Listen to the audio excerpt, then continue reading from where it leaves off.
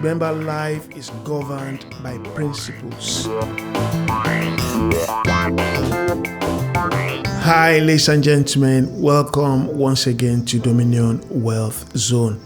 My name is Julius Olutokun. It's good to come to your space once again. And today we'll be looking at the 5 indicators of a successful life. If you remember this finger, you remember the 5 indicators. 1, 2, 3, 4, 5 indicators of a successful life. And that's what we're going to be looking at. These are the things that need to be in place in any life, in any field, in anything you're doing in order to be successful. These 5 things need to be in place.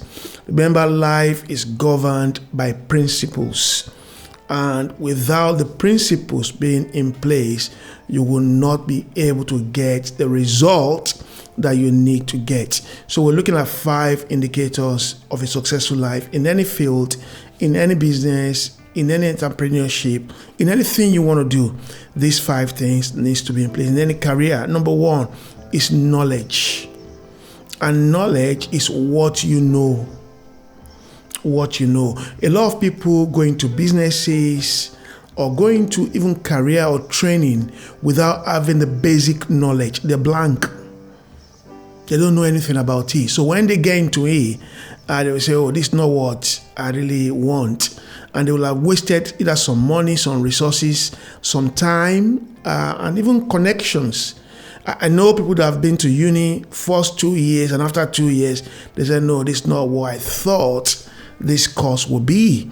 That's why in the UK, if you want to go to study some specific courses, they will ask you to go and do a work experience for 1 or 2 or 3 weeks in that area, in the industry, so that you can have an industrial experience. You know what you are getting into. Some people, they'll go into some businesses, and after some time, they will say, oh, this is not what I thought. I thought it's this way. I know people who have gone to cybersecurity, and they said, no, that's not what I want to do. I know people who have gone into some trading businesses, and they say, oh, I don't know, it's like this. So knowledge is very important. What you know. I'm not saying you have to know everything about that field, but you need to know the scope of what you are getting into. You need to know the scope, what it involves, what it is. It could be business. What is the scope of that business you want to do? What does it entail? What are the time commitments? What are the mental commitments? There's some career you go into that you have to study throughout your life. You have to begin to do studies over and over and over. Some people don't want to go into that. They want to go to school, graduate, go and work. There's some careers that the way to move up, the way to step up on the career ladder is a bit cumbersome. So you need to look at it. So knowledge is very important, what you know. Number 2 is skills. Skills talk about what you can do. All of us cannot do everything. I mean, you can only do some specific things. I can't run. I can't be an athlete. I can't play football. If I go into football at all, I'm going to go into football management, not football as a career. I'm going to go into the business aspect of football and not going to play it. So what can you do? Now, I have some basic IT knowledge and I have some basic IT interest, but my skills and my interest in the area of IT is not to be an IT consultant. No, that's not my skills. My skills is human management, finance management, and resources management. Those 3 skills, great, I can do it. So what can you do? What's the area of your skill? And I'm going to go and talk to parents here. Parents, most times, we want our children to do that career that we should have done, we wanted to do, but by one reason or the other, we couldn't do it. So push our children to do it. Or you're going to be a pilot, you're going to be an engineer, you're going to be a medical professional, you're going to be a lawyer. But these kids might not have the skills to do it. I know a young lady who because the dad was was a doctor. I won't say force, encourage her to go into nursing. She did nursing and she was not fulfilled. There was a career she intended to do in her life that she wanted to do, and she believed she had the skills to do it. She went to nursing, graduated, had a degree, but never worked one day after graduation. She said, I don't want to do this. My dad forced me to do this. So she went into that career that she wants to do, and she's doing well. So the skills, what can you do? There's some things you are not cut out for. There's some things you are not made for. There's some things I can work in the medical profession. You know why? I hate to see blood. When I see blood, I'm freaked out. If you ask me to help you to put plaster on your finger, my hand will be shaking. That's me. So that area of life, I'm not skillful about it. I can't do it. You understand? Number 3 is your resources. Your resources. And when you talk about resources, is what you have. What are the resources that you have at the moment? What are the resources you could get? What are the resources that are accessible to you? I'll tell you something about myself. As a young boy at the age of 15, 16, I want to become an archaeologist because I love history. History was my best subject in school. I only need to read history once and I understand it. I think it's a gift or an ability that God gave to me. As a matter of fact, when I was doing O-level history, I was studying A-level history. When I was doing O-level, when I was in my high school, I was studying A-level history. My history teacher came to the class one day and he said, Julius knew as much as I knew, if not more. So he told all my colleagues in school, when I was in high school, he said, you can as well go to Julius, he can teach you because he knows as much as I do, if not more. As at first term in my history class, I've studied what we're going to do in the second term. I finished that. I was in the third term while we were in the first term. I was good at it. But why did I not go to study archaeology? In the country where I grew up, which is Nigeria, I've never seen any archaeologists in Nigeria. And there might be now. In those days, there were no archaeologists. It's not an industry where you're going to get employment. The government will not fund your research. Everything you're going to do, we're just going to be in the school. I went into uni to find out. I did some researches about what are the potentials in being an archaeology in Nigeria. And thank God for my late father. He sat me down and he said, I know you want to be an archaeologist. It's a very good area of work, a very good career. However, in this part of the world, it's not the best. If you're in the Western world, it is good. I remember I came to the UK and I saw some archaeologists working on a site, on a medieval site.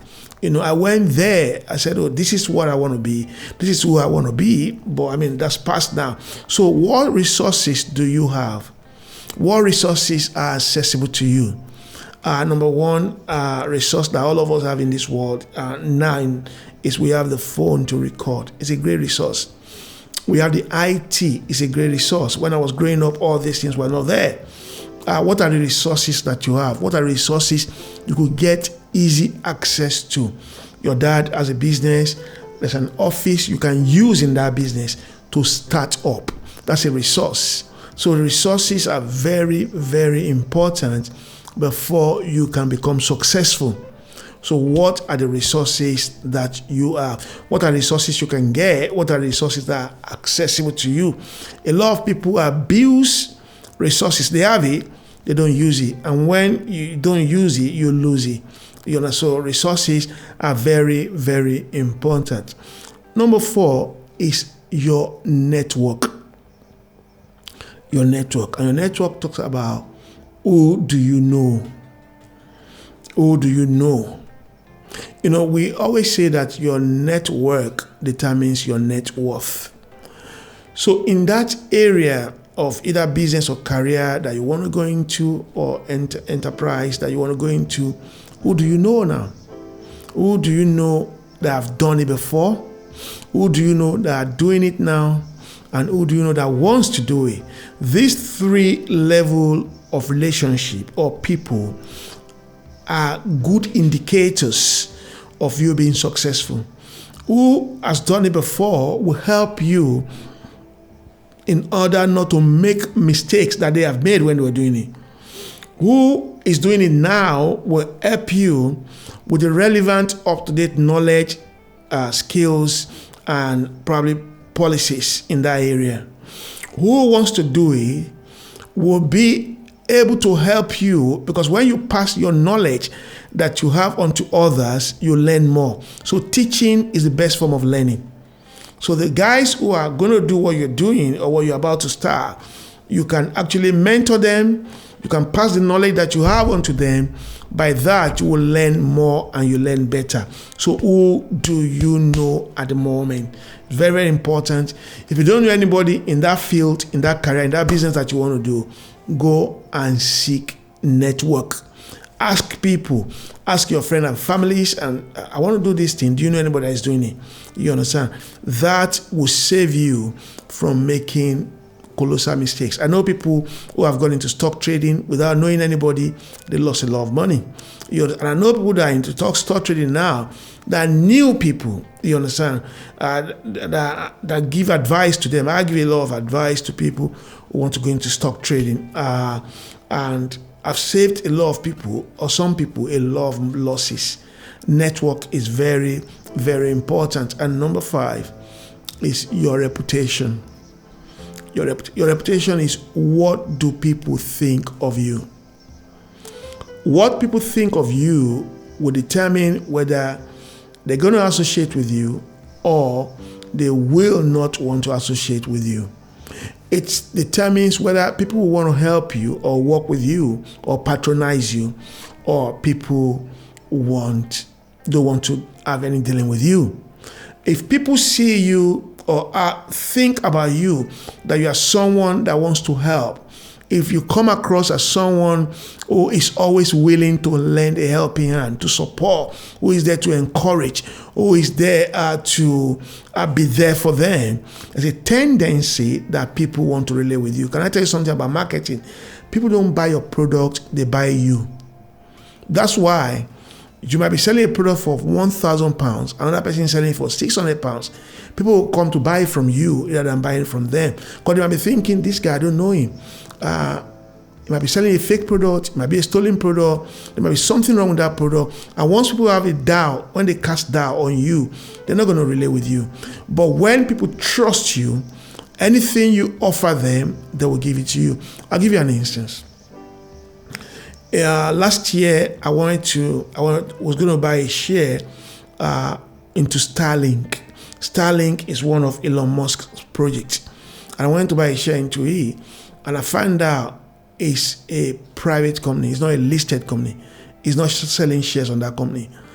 If Elon Musk opens Starlink today and put it on the market, makes it a public company, and if he puts, say, one share for £1,000, I tell you in 5 minutes, all the shares will be gone. If it's about 10 million shares, all of them will be gone.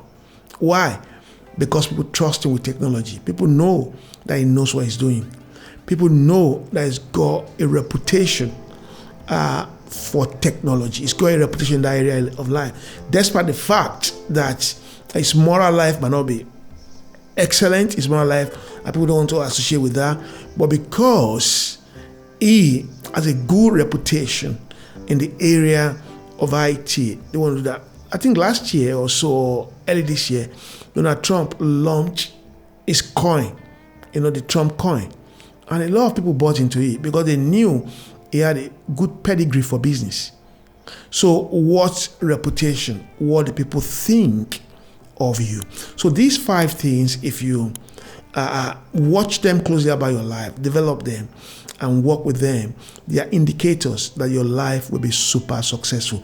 I repeat them again. Number 1, your knowledge. Number 2, your skills. Number 3, your resources. Number 4, your network. And number 5, your reputation. Don't forget to share, to like, and to subscribe to this channel. I will see you in the next episode. Thank you.